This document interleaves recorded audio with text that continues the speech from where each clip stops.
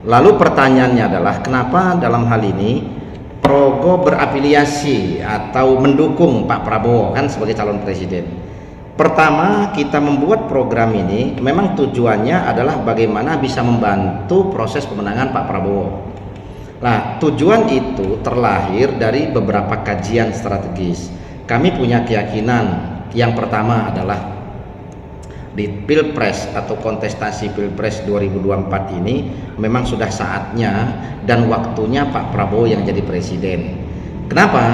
Karena kita semua tahu bahwa dari sekian banyak bakal calon yang tadinya muncul, kalau kita gali dari kapasitas personal dari masing-masing bakal calon, itu Pak Prabowo itu yang paling unggul ya.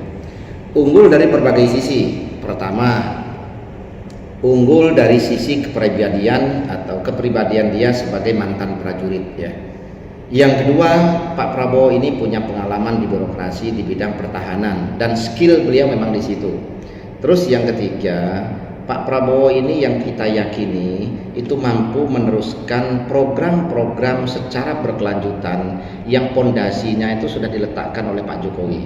Dan program ini adalah program yang fundamental. Kenapa kita katakan ini Pak Prabowo yang paling pas, yang berpotensi meneruskan program-program yang fundamental itu? Kita lihat salah satu adalah program dari hilirisasi. Program hilirisasi Pak Jokowi ini adalah dalam rangka upaya meningkatkan nilai tambah dari sumber daya alam yang tadinya itu bahan mentah langsung diekspor, sekarang Pak Jokowi tidak boleh, tetapi harus diolah dulu menjadi bahan jadi atau bahan setengah jadi sehingga nilai jualnya menjadi tinggi dan menciptakan lapangan kerja juga di sini dan berdirinya pabrikan juga di sini kan seperti itu. Dan itu yang sebenarnya menjadi PR besar. Karena apa? Program Pak Jokowi itu mendapat tantangan atau mendapatkan kecaman dari berbagai negara-negara di dunia termasuk Eropa, bahkan akhirnya beberapa negara mengajukan gugatan ke WTO ya, karena mereka tidak setuju kalau Indonesia menjalankan program hilirisasi. Jadi kesannya adalah negara kita ini nggak boleh kaya. Nah, ini menjadi PR besar. Kalau seandainya presiden yang meneruskan pemerintah sekarang itu tidak punya karakter dan tidak punya koneksitas dan pengalaman dia di birokrat dengan koneksi politik luar negerinya yang luas, ini berbahaya karena gugatan WTO ini kan masih terus berjalan, bahkan kemarin kita kalah. Nah, harapan Pak Jokowi adalah bagaimana nanti penerus beliau ini mampu mempertahankan program hilirisasi itu karena jelas tujuannya meningkatkan kesejahteraan dan menaikkan nilai tambah dari sumber daya alam yang kita punya. Kita kan punya sumber daya alam kan hampir semua kita punya, emas, perak, tembaga, boksit, batu bara dan lain sebagainya yang tidak dimiliki oleh negara lain kan begitu Pak Sri. Itu yang pertama. Yang kedua adalah program yang fundamental dari Pak Jokowi adalah mengecilkan hutang. Mengecilkan hutang berupa pinjaman terhadap pihak asing. Dari kurang lebih 7.600 triliun ya, kurang lebih sekarang ini hutang negara, itu sebenarnya tidak berbahaya. Karena apa? Karena lebih dari 6.000 triliun itu hutangnya dengan rakyat sendiri, yaitu berupa SBN ya, atau surat berharga negara.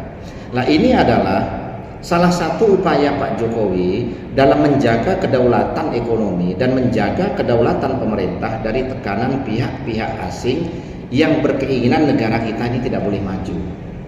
Nah, PR yang fundamental ini tentunya dibutuhkan seorang pemimpin yang berkarakter yang saya sampaikan tadi, yang punya keberanian seperti yang diharapkan oleh Pak Jokowi kan seperti itu, dan itu adanya di Prabowo. Dasarnya jelas, dia mantan prajurit, dia sekarang Menteri Pertahanan, dan dia tidak bisa didikte oleh satu kelompok politik tertentu karena dia adalah seorang ketua partai kan seperti itu.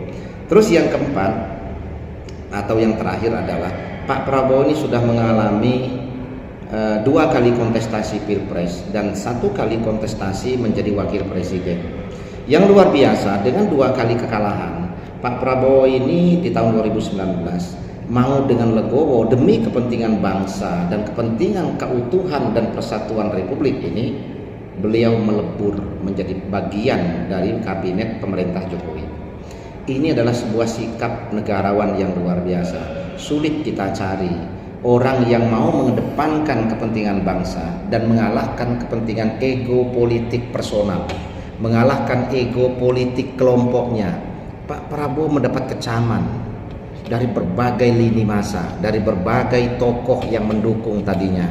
Bahkan beliau dicap sebagai pengkhianat.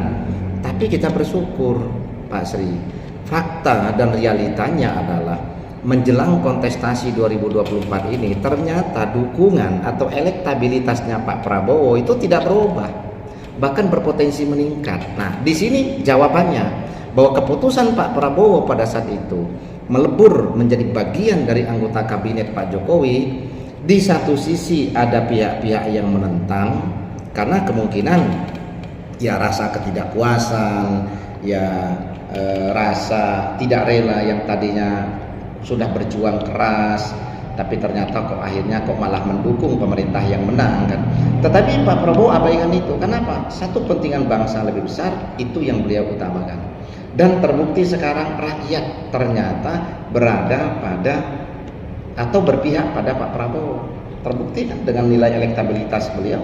Hasil survei sekarang kan selalu tinggi. Nah, jadi itu yang menjadi dasar pemikiran awal kami, Pak Sri, sehingga kami dalam hal ini dengan tim semuanya dan di backup atau kami di backup penuh oleh Pangeran RGO bagaimana melahirkan Progo ini dengan satu konsep perlindungan ekonomi untuk membantu meningkatkan kesejahteraan, dan ini bersinergi dengan arah dan tujuan politik Pak Prabowo yang lebih mengedepankan untuk kepentingan kesejahteraan rakyat tersebut.